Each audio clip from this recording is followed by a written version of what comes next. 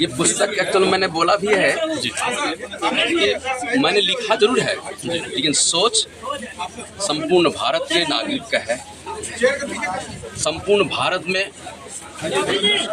नए भारत बनाने की सोच का है। प्रत्येक भारत के मीडिया का है, प्रत्येक भारत के ब्यूरोक्रेट्स, प्रत्येक भारत के राजनेता और प्रत्येक भारत के सबसे शक्तिशाली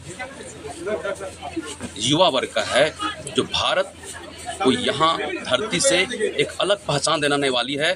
फिर से एक बार फिर स्वर्ण भारत बनने वाला है, और इस स्वर्ण भारत में हम युवाओं का, मीडिया का, न्यायतंत्र का, ब्यूरोक्रेट्स का, साथ साथ पूरे नागरिक का साथ एक बार फिर से होने वाला है। मैंने अपनी किताब में भी लिखा है सर, ये शब्द मैंने नहीं कहा, ये शब्द उन्होंने ही हमको उस किताब को लिखते समय ही बोला। इसलिए इस प्रस्तावक जो है ना, ये सम्राट चौधरी ही है। इस किताब को जब मैंने लिखने के गया तो मैंने लोकतंत्र पर लिख रहा था, मैं भ्रष्टाचार पे लिख रहा था, मैं कालाधन पे लिख रहा था, लेकिन जब उनके पास गया तो उनकी भाषा में बात बात में मोदी जी का इतनी चर्चा किए कि मैंने सारा पहलू को भूल गया और एक ही योग्य नेता के रूप में मैंने देखा, जिसको कि मोदी के रूप में जाना जाता है। और सम्राट चौधरी खुद अपने से बोले कि उससे बड़ा योग्य नेता अभी तक तो जन्म नहीं लिया हमारे भारत में। कुछ नागरिक, कुछ पेशेंट मेरे पास आते हैं तो समस्याओं को देखते रहता हूँ, कुछ समस्याओं से मैं भी जूझता रहता हूँ,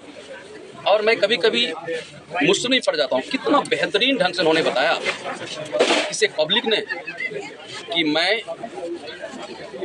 इतने अच्छे स्वभाव के डॉक्टर को मैंने नहीं देखा, इतना बेहतरीन तो समझाने वाला नहीं देखा।